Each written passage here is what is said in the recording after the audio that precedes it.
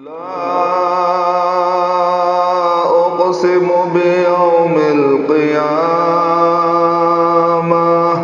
لا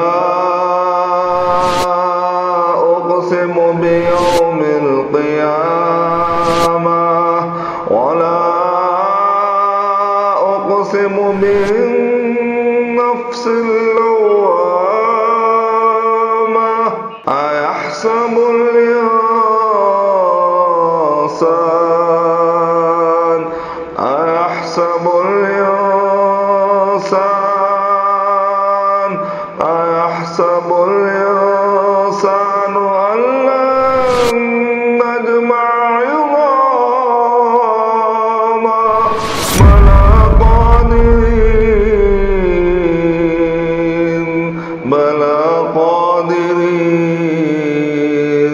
بلى قادرين على أن نسوي بنانا. إن الحمد لله نحمده ونستعينه ونستغفره ونعوذ بالله من شرور أنفسنا ومن سيئات أعمالنا من يهده الله فلا مضل له ومن يضلل فلا هادي له وأشهد أن لا إله إلا الله وحده لا شريك له وأشهد أن محمدًا عبده ورسوله أما بعد فإن خير الحديث كتاب الله وخير الهدي هدي محمد صلى الله عليه وسلم وشر الأمور محدثاتها وكل محدثة بدعة وكل بدعة ضلالة وكل ضلالة في النار. فقد قال الله عز وجل في القرآن المجيد والفرقان الحميد: فأعوذ بالله السميع العليم من الشيطان الرجيم من همزه ونفخه ونفثه بسم الله الرحمن الرحيم اقترب للناس حسابهم وهم في غفلة معرضون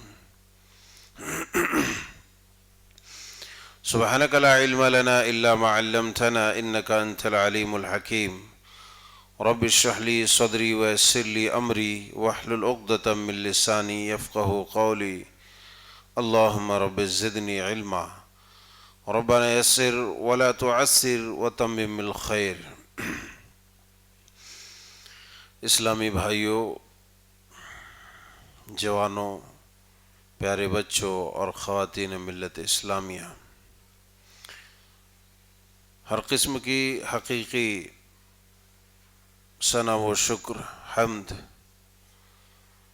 اللہ رب الودود رب القدوس رب العالمین احکم الحاکمین کے لیے ہے، اور حقیقی درود و سلام کے مستحق جملہ انبیاء اکرام علیہم الصلاۃ والتسلیم ہے. بالخصوص اللہ رب ذوالجلال والاکرام نے ہمیں جس نبی کا پیروکار اور امتی بنایا ہے وہ اولین مستحق ہے. اللہم صلی وسلم مبارک علیہ. تو آج ہم اس موضوع کے تحت چوتھی مجلس میں شرکت فرما رہے ہیں. یہ اللہ تبارک و تعالیٰ کا انعام اور اس کا احسان ہے جو ہم اس مجلس میں بیٹھے ہیں بصحت و عافیت.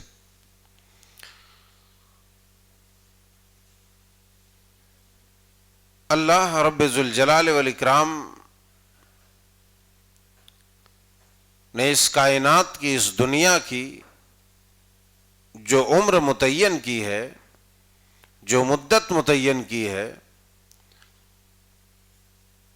وہ مدت اور عمر اپنے اختتام اور زوال کی طرف ہے، یعنی ختم ہونے والی ہے۔ اس ضمن میں ہم علامات اور جو اشارے اللہ اور اس کے رسول صلی اللہ علیہ وسلم نے بیان فرمائے ہیں، ہم بھی تفصیل سماعت فرما رہے ہیں۔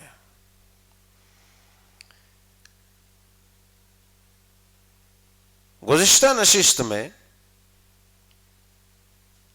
نے آپ کے بیچ ایک حدیث رکھی تھی جو ابھی ناتمام تھی۔ وہ حدیث مبارکہ آپ کے گوش گزار کروں اور اپنی آج کی اس مجلس اور اپنی گفتگو کا آغاز کروں۔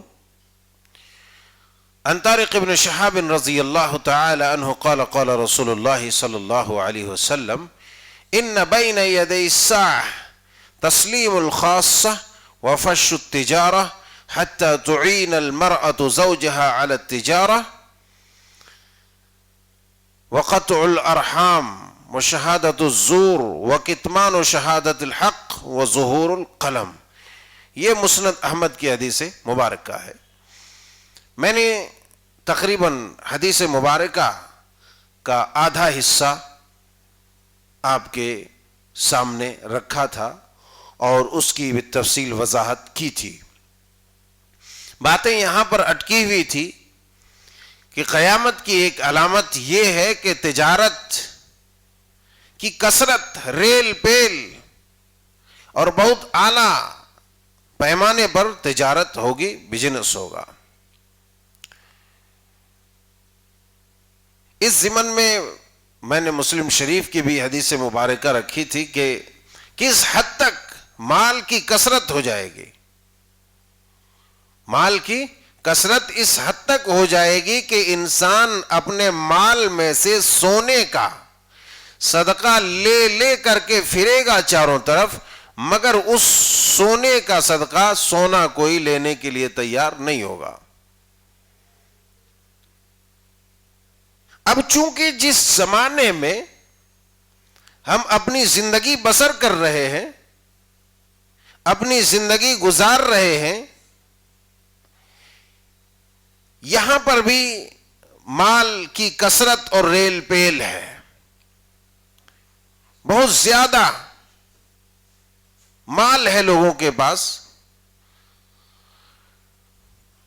جس سے یہ معلوم ہوتا ہے کہ قیامت انتہائی قریب ہے۔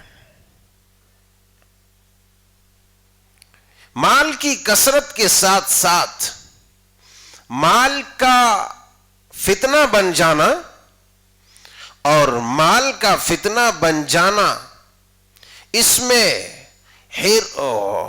حلت و حرمت کا کوئی پاس و لحاظ نہ کرنا بھی ہے۔ حلت و حرمت یعنی حرام اور حلال کا پاس و لحاظ نہ کرنا بھی ہے۔ اس ضمن میں ایک حدیث مبارکہ آپ کے گوش گزار کروں کہ مال کمانے کے لیے انسان کس حد تک گر سکتا ہے، یہ تو تقریباً آج کے عقل مند احباب اور اخوان جو ہے ان کے علم اور فہم و فراست میں یہ بات موجود ہے۔ میں آج ایک چونکا دینے والی روایت آپ کے گوش گزار پہلے کر رہا ہوں۔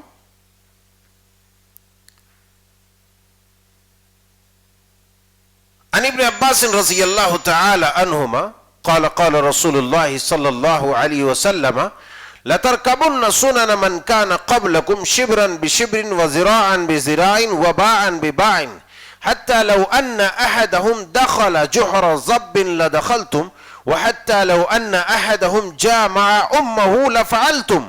یہ مسند البزار کی روایت ہے، اور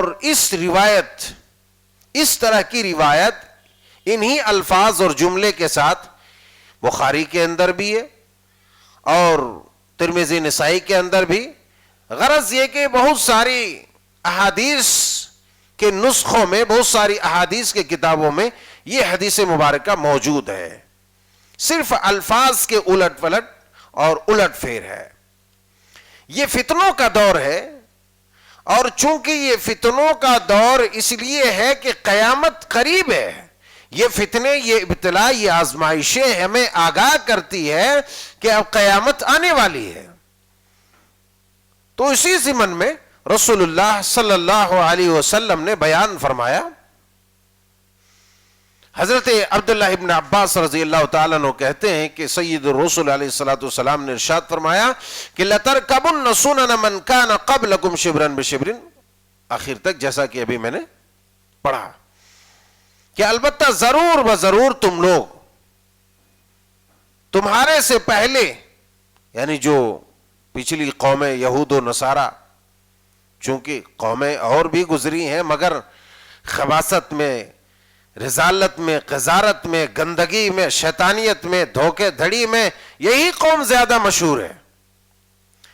آپ نے فرمایا البتہ ضرور بضرور تم لوگ اپنے سے پچھلے قوم کے نقش قدم پہ چلو گے۔ کیسے چلو گے؟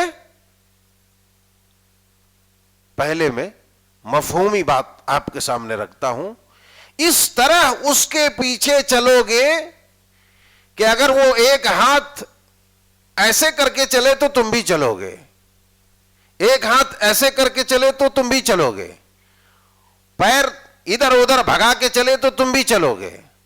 غرض یہ کہ اس کے نقش قدم پر اس کی پیروی کرتے ہوئے وہ جہاں جہاں قدم رکھے گا، جیسے جیسے قدم رکھے گا تم بھی ویسے ویسے کرو گے۔ لَتَرْكَبُنَّ سُنَنَ مَنْ كَانَ قَبْلَكُمْ شِبْرًا بِشِبْرٍ وَذِرَاعًا بِذِرَاعٍ، وہ جیسا چلے گا، ایک بالشت چلے گا تم بھی چلو گے، ایک ہاتھ چلے گا تم بھی چلو گے، دو ہاتھ چلے گا تم بھی چلو گے، وہ جیسے اسٹائل کرے گا تم بھی وہ ایسا اسٹائل کرو گے، وہ جیسی روش اختیار کرے گا تم بھی اس روش کو اختیار کرو گے۔ وہ غرض یہ کہ جس ناز و انداز میں اپنی زندگی گزارے گا تم بھی اسی ناز و انداز میں اپنی زندگی گزارو گے۔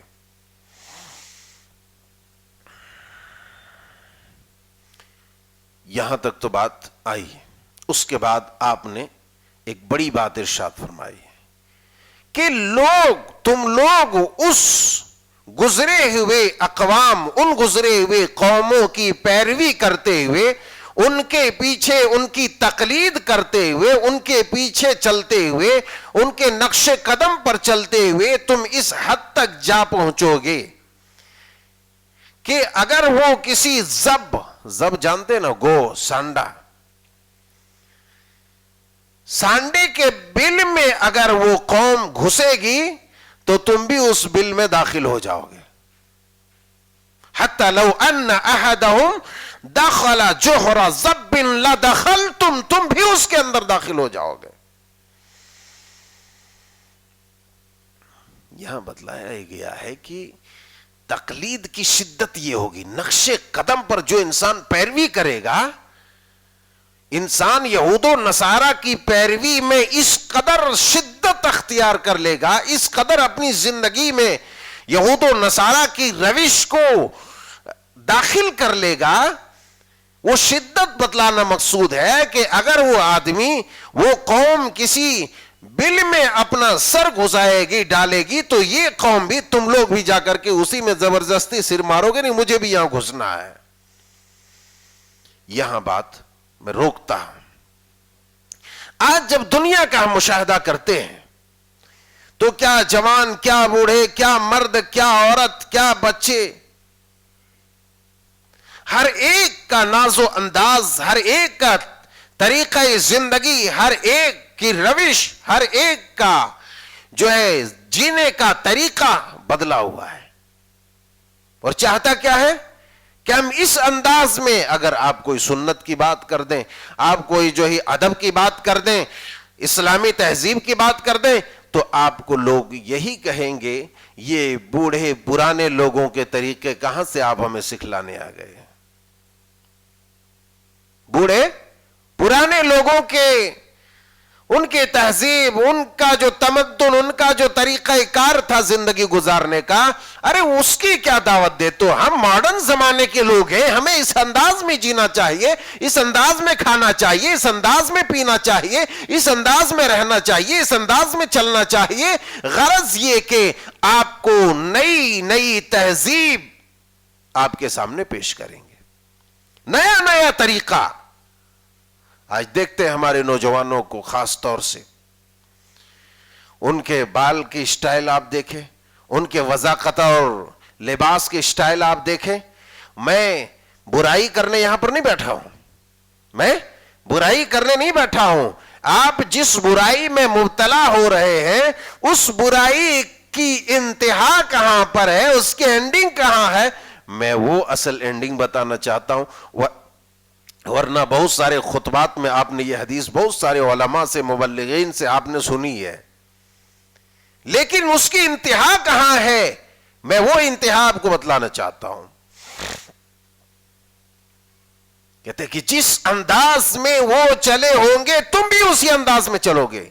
غرض یہ کہ آج امت مسلمہ کی روش، طرز زندگی ان کا پورا بدلا ہوا ہے کہ کس انداز میں یہ چلے۔ یہ ماڈرن زمانے کے لوگ ہیں، یہ ماڈرن طریقے سے زندگی گزاریں گے، اور ہمارے احباب، ہمارے نوجوان، ہمارے لوگ، ہماری نوجوان بیٹیاں، ہماری نوجوان بہنیں، سب جو ہیں اپنی نئی نئی اسٹائل اور نئی نئی روش کو ایجاد کرتے ہیں، انٹرنیٹ میں دیکھ کر کے اپنے آپ کو سنوارتے ہیں، اپنے آپ کو سجاتے ہیں، اس انداز میں اپنے آپ کو لوگوں کے سامنے پیش کرتے ہیں۔ اگر کوئی نیا ہیرو آ گیا، اس کے بال کی ڈیزائننگ اور اس کی کٹنگ کسی الگ انداز اور اطوار سے ہے، تو یہ بیچارے سب جو ہے صبح اسی انداز و اطوار میں بال کٹا لیں گے۔ اگر اس کی پینٹ کا انداز اطوار الگ ہے تو وہ بھی وہاں کٹائیں گے جہاں جہاں وہ کٹائے ہوئے ہوں گے۔ اب داڑھی کی سٹائل آپ دیکھیں، ہمارے خوبصورت نوجوان داڑھی بھی رکھتے ہیں، ماشاءاللہ تبارک اللہ، خوبصورت داڑھی۔ اب ایسی کٹنگ کرتے ہیں داڑھی، لگتا ہے کہ یہ پی او پی پیرس والا کام کیا ہوا ان کی داڑھی میں۔ ارے لوگ نہ جانے کن کن طریقوں کو اپنا رہے ہیں، لیکن تمہاری یہ داڑھی کی سٹائل، تمہارے یہ بال کی سٹائل اور تمہارا وضاقتہ، اسی لیے علامہ اقبال رحمت اللہ علیہ نے کہا تھا، اسی قوم کی عکاسی کرتے ہوئے، وضع میں تم ہو نصارہ تو تمدن میں ہنود، وضع میں تم ہو نصارہ تو تمدن میں ہنود، یہ وہ مسلمان ہے جنہیں دیکھ کے شرمائے یہود۔ یہ یہود و نصارہ سے بھی آگے بڑھ گئے ہیں، وضاقتہ، لباس، رہن سہن، طور طریقہ، تہذیب، اخلاق، اطوار، عادات سب بدلا ہوا ہے، سب یہود و نصارہ سے بھی بڑھ کر کے ہے کہ اگر وہ بھی دیکھے تو وہ کہہ رہے یہ تو ہمارے میں بھی نہیں ہے۔ وہ بالوں کی سٹائل ہے، خنزیر سور کے بالوں کی طرح جو ہے کھڑا کر لے رہا، وہ داڑھی کی سٹائل۔ آپ کہاں جا رہے ہیں آپ کو معلوم نہیں ہے، آپ کس تنگ تاریک راستے میں آپ نے سفر شروع کر دیا ہے اور اس کی انتہا کتنی خطرناک ہے، آپ کو اس کا علم ہی نہیں ہے۔ آپ تو چل رہے ہیں اسی کے سٹائل میں زندگی گزار رہے ہیں۔ آپ نے فرمایا شدت کو بتلاتے ہوئے، بھلا کوئی قوم جو ہے چوہے کے بل میں تو نہیں گھسے گی نا؟ چوہے کے بل میں کوئی گھس سکتا ہے؟ نہیں گھس سکتا ہے۔ ارے اس راستے کی اور اس تقلید کی خطرناکی اور اس کی خوفناکی، اس کی گہرائی اور گہرائی کو اللہ کے حبیب علیہ الصلوۃ والسلام نے بتلانے کی کوشش کی ہے کہ کتنا خطرناک راستہ ہے اگر کوئی اس راستے پر چلتا ہے تو۔ اگر کسی سانڈے کے بل میں وہ گھسنا چاہے گھسے، تو وہاں بھی یہ امت مسلمہ کے لوگ گھسیں گے۔ اخیر میں اس میں طویل میں نہ جاتے ہوئے اب حدیث کا جو دوسرا ٹکڑا ہے اس پر میں بات کرنے لگا۔ وَحَتَّى لَوْ أَنَّ أَحَدَهُمْ جَامَعَ أُمَّهُ لَفَعَلْتُمْ یہاں تک کہ اگر پہلے کے قوم یہود و نصارہ میں سے کوئی ایسا بدبخت ہوگا، کوئی ایسا بدبخت ہوگا جس نے اپنی ماں کے ساتھ زنا کیا ہوگا، اپنی ماں کے ساتھ منہ کالا کیا ہوگا، اپنی ماں کے ساتھ ہم بستری کیا ہوگا، اپنی ماں کے ساتھ بستر میں غلط نیت سے غلط کام کے لیے سویا ہوگا. میں تھوڑا پردہ کم کرتا ہوں کیونکہ ایسی بات کا کوئی فائدہ نہیں جو سمجھ میں نہ آئے، اور میں اس کی گہرائی بتانا چاہتا ہوں، اسی لیے اتنے الفاظ میں بولا میں کہ اگر اس قوم میں کوئی ایسا آدمی جو ہوگا اپنی ماں کے ساتھ شرمناک حرکت کیا ہوگا، تو اس امت میں بھی کوئی ایسا آدمی ہوگا، ایسے لوگ ہوں گے جو اپنی ماں کے ساتھ بدکاری کریں گے. اللہ امت مسلمہ کی اور خصوصاً تمام مومنوں کی حفاظت فرمائے. ایک تو یہ ہے کہ حقیقی طور پر ایسی قوم اس امت میں بھی آئے گی جو اپنی سگی ماں کے ساتھ، سوتیلی ماں کے ساتھ تو لوگ شادیاں بھی کر لیتے ہیں، لوگ شادیاں بھی کر لیتے ہیں. کتنے لوگ ہیں اسی شہر میں جو اپنی سوتیلی ماں کے ساتھ جو ہے شادیاں کیے ہوئے، بہت سارے لوگ ہیں. تو ایسے بھی درندے ہیں، لیکن شادی بادی تو درکنار، وہ دور کی بات ہے، وہ تو حلت کا اس کا ایک بہانہ ہے. مگر آپ نے فرمایا کہ اپنی ماں کے ساتھ منہ کالا کرے گا، ایسا بھی شخص اس امت کے اندر موجود ہوگا جو اپنی ماں کے ساتھ بدکاری تو کرے گا، لیکن جس گرائی کو میں بتانا چاہتا ہوں وہ یہ ہے کہ اے امت کے لوگوں، تم جس راستے پر چل چکے ہو، جس طرز زندگی کو تم اپنا رہے ہو، جس اسٹائل پہ تم اپنی زندگی گزار رہے ہو، اور جن لوگوں کی اداؤں کو تم اپنا کر کے اپنی زندگی میں جن کے اداؤں کو ڈھال رہے ہو، خدا کی قسم ان کی یہ ادائیں اور تمہارا یہ طرز زندگی تمہیں اپنے سگوں کے ساتھ زنا کرنے پر مجبور کر رہا ہے. کیونکہ وہ راستہ وہی ہے جو انہوں نے جال بچھایا. اسی لیے آج تجارت کی ہنگامہ آ رہی ہے چاروں طرف. لوگ یہ نہیں دیکھ رہا کہ رسول اللہ صلی اللہ علیہ وسلم نے بیان فرمایا، صحیح بخاری کے اندر، سنن نسائی کے اندر، دیگر احادیث کے اندر موجود ہے، لا يبال المرء ما اخذ منه امن الحلال امن الحرام، کہ تمہارے اوپر ایک زمانہ ایسا آئے گا کہ لوگ مال تو خوب کمائیں گے لیکن اس میں کوئی امتیاز نہیں ہوگا، کوئی تفتیش نہیں ہوگی. لوگوں کو اس بات کی کوئی پرواہ نہیں ہوگی کہ وہ مال کہاں سے کما رہا ہے، مال کیسا کما رہا ہے، اس کے ہاتھ میں جو مال آ رہا ہے آیا وہ حلال مال ہے، وہ حرام مال ہے، وہ صحیح ہے، وہ غلط ہے، وہ چوری کا ہے، وہ ڈکیتی کا ہے، وہ غصب کا ہے، وہ غبن کا ہے. اسے اس بات کی کوئی پرواہ نہیں ہوگی، بس اس کے پاس صرف مال مال مال مال مال مال آنا چاہیے. جس دور میں ہم اپنی زندگی بسر کر رہے ہیں اس دور میں یہ بیماری خوب ہے، خوب ہے بیماری. تجارت کے نام پر،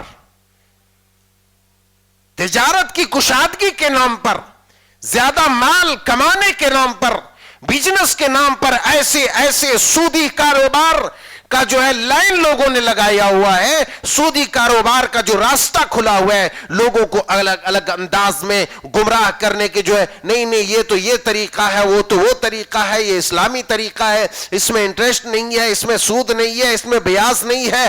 آدمی کما رہا ہے اور کما رہا ہے، لے رہا ہے اور لے رہا ہے، کھا رہا ہے، دے رہا ہے، بچوں کو بھی کھلا رہا ہے، ساری دنیا کو کھلا رہا ہے.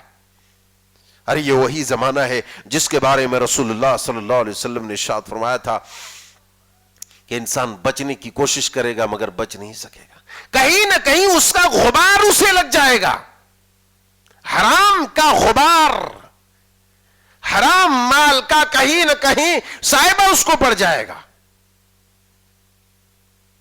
آج ہم اسی زمانے میں جی رہے ہیں. بعض دفعہ ہم مجبور ہو جاتے ہیں، اسی لیے ڈر لگتا ہے کہ آپ کس کے یہاں کھا رہے ہیں، کس کے یہاں پی رہے ہیں، پتہ نہیں اس کا انڈر گراؤنڈ کیا معاملہ ہے، اس کا کیا جو ہے، اس کی بزنس، اس کی تجارت کیا ہے، بزنس کیا ہے، کمائی کیا ہے، نہیں معلوم ہے.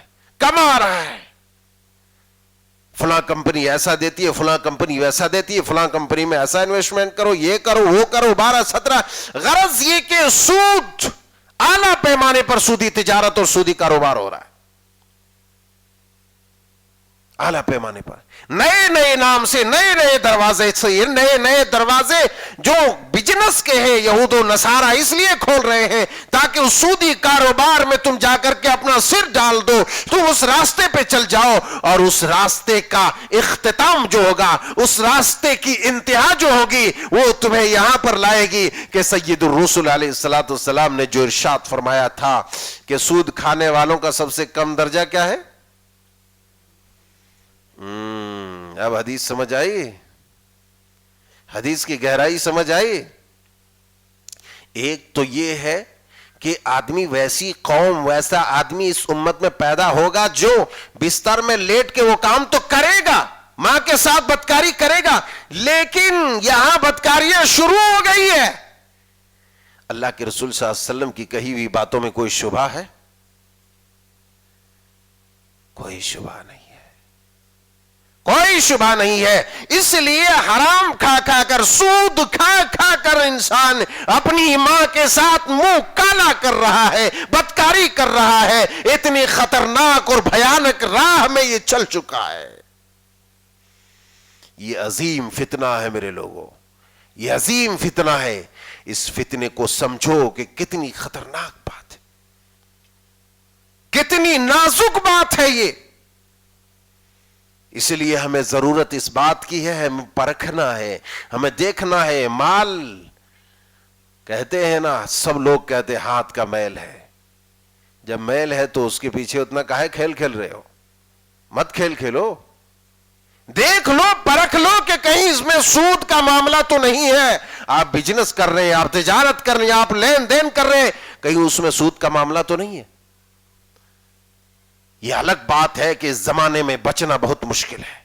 کون سے لقمے میں آپ کا حرام ملا ہوا ہے آپ نہیں جانتے، مگر اللہ سے ڈریے اور کوشش کیجئے کہ نہیں، ہمیں بچنا ہی بچنا ہے. انشاءاللہ اللہ آپ کو بچائے گا، اللہ بچائے گا. لیکن نیت صحیح ہونی چاہیے، دل صحیح ہونا چاہیے، دماغ، عقل سب کچھ صحیح ہونا چاہیے کہ نہیں، مجھے بچنا ہی بچنا ہے. اگر آپ نہیں بچے، سودی کاروبار میں، سودی لین دین میں، سودی معاملات میں آپ مبتلا ہو گئے تو اب آپ نے دیکھ لیا اس کا انجام کیا ہوتا ہے. اللہ ہم سب کی حفاظت فرمائے. اب آئیے، یہ وہ فتنوں کا زمانہ ہے.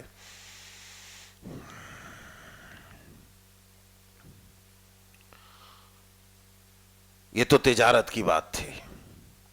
تجارت کے ضمن میں یہ ایک بہت بڑی بات تھی جو میں نے آپ کے سامنے رکھی.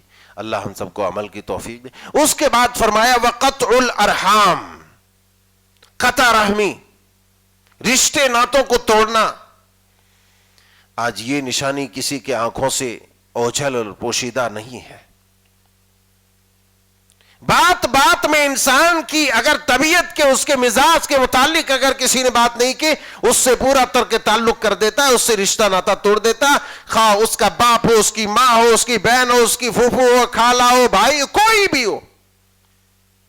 جبکہ رشتوں کو کاٹنا اور توڑنا اتنا بھیانک جرم ہے. جب ساری چیزوں کی تخلیق اللہ نے فرمائی، رشتہ کھڑا ہو گیا، قامت الرحم، رحم کھڑا ہو کر کے، رشتہ کھڑا ہو کر کے چیخنے لگا، اے اللہ، کہا کیا مانگتے ہو؟ کہا ایسا ایسا. کہا اچھا ٹھیک ہے، تم راضی ہو جاؤ گے؟ میں کوئی افسانہ نہیں، حدیث رسول بیان کر رہا ہوں. رشتے سے اللہ نے کہا کیا تم راضی ہو جاؤ گے؟ کہا میں راضی ہو جاؤں گا. اللہ نے کہا ٹھیک ہے، میں تمہیں راضی کروں گا. تمہیں جو کاٹے گا میں اسے کاٹ کے رکھ دوں گا، اور تمہیں جو جوڑے گا میں اسے جوڑ کے رکھ دوں گا. رشتوں کا معاملہ بڑا پیچیدہ ہے. چھوٹی چھوٹی باتوں میں ہم نظر انداز کر دیتے اپنے سگوں کو. ارے تم کسی ایمان والے کو نظر انداز نہیں کر سکتے، بڑی باتوں میں نہیں، ہم تو چھوٹی چھوٹی باتوں میں کرتے ہیں. یہ انتہائی سنگین جرم بھی ہے اور یہ قیامت کی علامت ہے. سید الرسول علیہ الصلوۃ والسلام نے جو بیان فرمایا، وَقَطْعُ الْأَرْحَامِ، رشتوں کو بہت زیادہ کثرت سے رشتے ناتے ٹوٹیں گے، کاٹیں گے. لوگ بہت زیادہ کاٹ رہے ہیں. تو جو کاٹ رہے ہیں وہ خود قیامت کی نشانی بھی بن رہے ہیں، اور اس جرم عظیم میں مبتلا ہے کہ اللہ تبارک و تعالیٰ نے جسے خود رشتے سے وعدہ کیا کہ اے رشتے میں تم سے وعدہ کرتا ہوں کہ تمہیں راضی کروں گا، جو تمہیں کاٹے گا میں اسے کاٹ کے رکھ دوں گا۔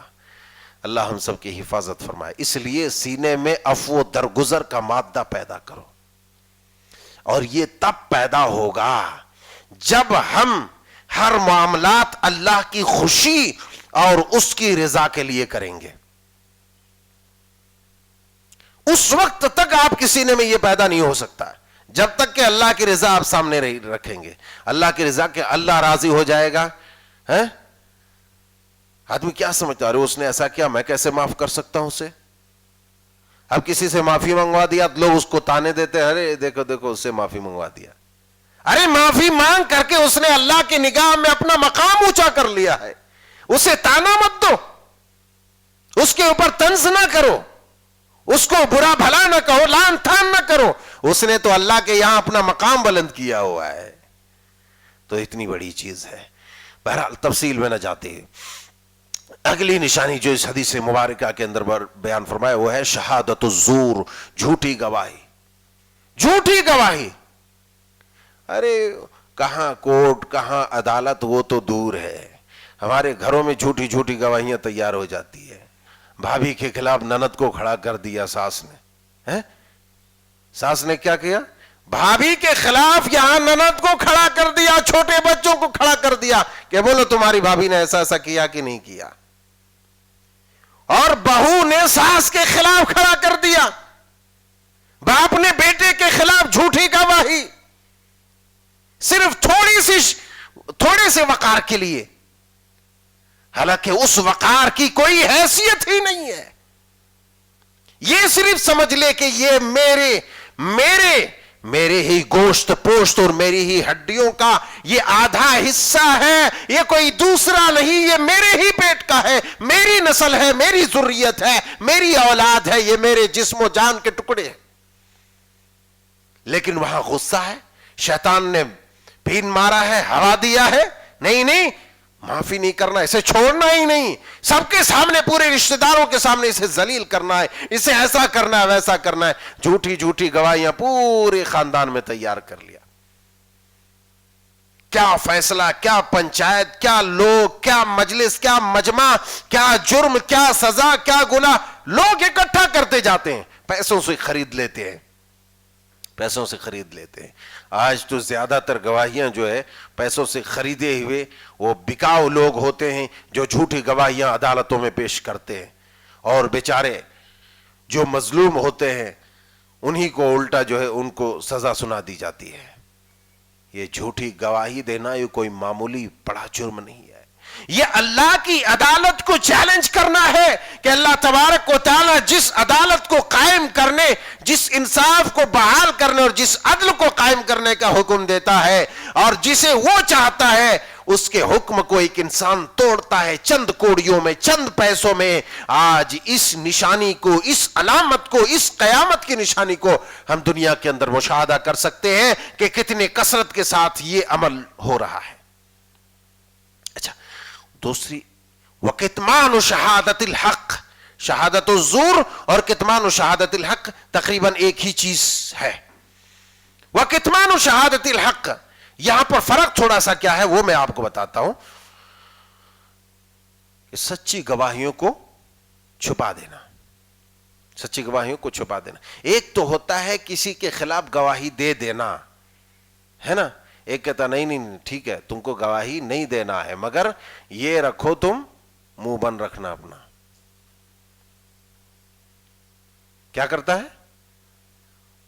ٹکڑے ڈال دیتا ہے سامنے کہ یہ رکھو تم اپنا منہ بند رکھنا، تمہیں میں گواہی دینے کے لیے نہیں بول رہا ہوں کہ عدالت میں تم کہنا کہ اس نے ایسا نہیں کیا، اس نے ایسا نہیں کیا، میں نہیں، تم گھر میں بیٹھے رہو، وہاں جانا ہی نہیں، تم اپنا منہ بند رکھنا، یہ لے لو، تم بولو ہم کو کچھ بھی معلوم نہیں ہے، اپنی زبان نہیں کھولنا۔ وکتمان شہادت الحق، سچی گواہیوں کو دبا دینا۔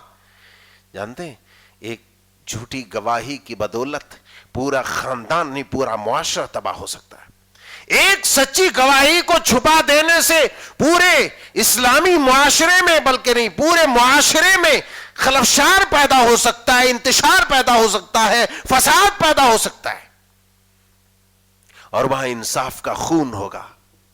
سچی گواہی کو چھپا دینا، جھوٹی گواہی دے دینا، دونوں طریقے سے انصاف کا خون ہوگا۔ اس لیے جو حق ہے، حق کی پیروی کرنے والا انسان حق گوئی اور بے باکی کے ساتھ کام لے گا، اور کسی باطل اور کسی ظالم و فاسق فاجر کے انسان گھٹنے نہیں ٹیکے گا۔ اس لیے کہ گھٹنے ٹیکنے والوں، سب سے بڑی جو طاقت ہے وہ تمہارے اوپر عرش اعظم، عرش بری پر جلوہ افروز مستوی رب ذوالجلال والاکرام ہے، جو ذوالقوت المتین ہے، جس کے ایک اشارے سے ساری دنیا فنا ہو سکتی ہے، تمہارا وجود مٹ سکتا ہے، تمہاری بنیاد ختم ہو سکتی ہے، تمہاری ہستی صفحے ہستی سے مٹ سکتی ہے۔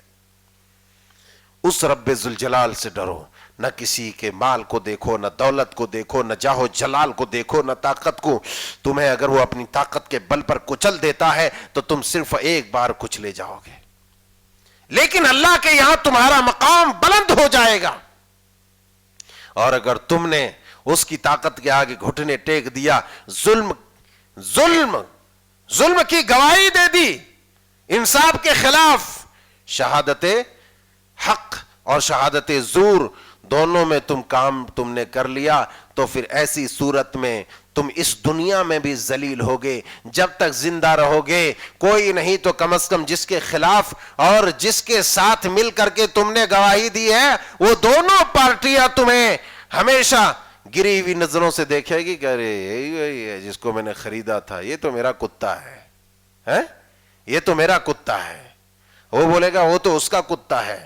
ہمیشہ تم کتا بن کر کے رہو گے۔ اس لیے ضرورت ہے اللہ کے پیارے بندو، نیک بندو، ہمیں کس چیز کی ضرورت ہے کہ ہم اس دنیا میں معزز بن کر کے رہیں، اللہ کے نگاہ میں بھی اور ہمارے معاشرے میں بھی، اور پھر آخرت میں عزت کے ساتھ اللہ ہمیں جنت میں داخل کر دے۔ اس کے بعد حدیث کا ایک اور ٹکڑا بیان کر کے، چونکہ وقت ہو گیا ہے، وَظُهُورُ الْقَلَمِ، قلم ظاہر ہو جائے گا۔ قلم بہت کم لوگوں کے پاس یہاں پر ہے، تو اس کا مطلب لگتا ہے ظاہر نہیں ہوا ہے، میرے پاس بھی نہیں ہے، 3-4 لوگوں کے پاس قلم ہے، اس کا مطلب یہ نہیں ہے۔ وَظُهُورُ الْقَلَمِ، قلم ظاہر ہو جائے گا، یعنی علمی کام اس قدر اعلیٰ پیمانے پر ہوگا کہ گھر گھر ہر سماج میں بڑے بڑے جو ہے نشر و اشاعت کا کام ہوگا، بڑی بڑی کتابیں لکھی جائیں گی، پڑھنے والوں سے زیادہ کتابیں لکھنے والے ہو جائیں گے، کتاب و صحافت کا معاملہ بہت زیادہ ہو جائے گا۔ آج دیکھتے ہیں ہم ہر جگہ پر، جگہ جگہ پر، قدم قدم پر جو ہے سینٹرز کھلے ہوئے ہیں، پبلشرز کھلے ہوئے ہیں، یہاں نشر و اشاعت کا کام ہوتا ہے، وہاں ہوتا ہے، وہاں ہوتا ہے، وہاں ہوتا ہے، سب جو ہے ہر جگہ۔ غرض یہ کہ علم ظاہر ہو جائے گا، علمی کام خوب ہوگا، ظہور القلم، مگر ان تمام چیزوں کے باوجود جہالت عام ہو جائے گی۔ آج ہے کہ نہیں ہے؟ جتنا علاج ہے اتنی ہی بیماریاں ہیں، جتنی گولیاں اتنی بیماریاں۔ ایک آدمی اچھا خاصا رہتا ہے، ہاسپٹل چلا جاتا ہے بیچارہ، اب جو ہے اس کو ٹھوکتے چلا جاتا ہے اور لوٹتے چلا جاتا ہے۔ ویسا ہی یہاں معاملہ ہے، جس قدر علاج ہو رہا ہے، جتنے اعلیٰ پیمانے پر علمی کام ہو رہا ہے، دعوتی کام ہو رہا ہے، اسی پیمانے پر جو ہے نافرمانی، معصیت کا ارتکاب اور ظلم و جور، گناہ، نافرمانی، یہ ساری چیزیں ہو رہی۔ ان تمام چیزوں کا ایک سبب یہ بھی ہے کہ انسان کی رگوں رگوں میں حرام خون دوڑنے لگا ہے۔ اللہ ہم جو غذا کھاتے ہیں انجانے میں اگر اس میں حرام ہے تو پاک پروردگار اس کو گندگیوں اور فضلات کے ساتھ نکال دے، اور جو حلال ہے ہمارے جسموں میں اسی حلال مال کا خون بنے۔ حرام سے ہر حال میں بچائے. تو ظہور القلم، قلم ظاہر ہو جائے گا. یہ بھی ہم دیکھ سکتے ہیں ہر جگہ، یہاں پمپلیٹ وہاں پمپلیٹ، یہاں کتاب وہاں کتاب. اب جو ہے کیلنڈروں میں اور اس میں اور اس میں ساری چیزوں میں کہاں کہاں علمی کام ہو رہا ہے، لکھ رہے لوگ. اب تو خیر کمپیوٹر سے ٹائپ ہو رہا ہے، یہ ہو رہا ہے، لیکن پہلے تو قلم ہی سے اس کو لکھا جاتا ہے نا. تو یہ علمی کام پورے اعلیٰ پیمانے پر ہوگا. غرض یہ کہ اس طرح سے ظہور القلم اسے کہتے ہیں. یہ ساری علامتیں ہماری زندگی میں واضح روشن کی طرح آیاں اور بیاں ہے جو ہم مشاہدہ کر سکتے ہیں. یہ تمام چیزیں ہمیں یہ بتاتی ہے، یہ تمام چیزیں ہمیں یہ بتاتی ہے کہ جس طریقے سے ہماری عمر تیزی کے ساتھ گزر رہی ہے، اپنی موت کی طرف ہم جا رہے ہیں، اسی طریقے سے دنیا بھی تیزی کے ساتھ اپنی موت کی طرف جا رہی ہے، اپنے اختتام کی طرف جا رہی ہے، اور دنیا بھی ختم ہونے والی ہے. انشاءاللہ مزید اس ضمن میں جو علامات احادیث نبویہ ہیں وہ آئندہ نشستوں میں ہم آپ کے گوش گزار کرنے کی کوشش کریں گے. اللہ سبحانہ تعالیٰ سے دعا ہے کہ رب ذوالجلال والاکرام، رب الودود، رب القدوس ہم سب کو ہدایت پر استقامت عطا فرما، ہر طرح کے فتنوں سے بچا، خاص طور سے حرام مال کے فتنے سے، سود ربا سے پاک پروردگار، اور اس طرح سے جتنے بھی فتنے ہیں جو ہمیں واصل جہنم کر سکتے ہیں، ایسے فتنوں سے ہماری حفاظت فرما، اور ایسے عمل کی ہمیں توفیق دے جس سے تو راضی ہوتا ہے اور جس عمل کے کرنے کے بعد انسان جنت میں داخل ہوتا ہے. آمین. تقبل یا رب العالمین. وآخر دعوانا ان الحمد للہ رب العالمین.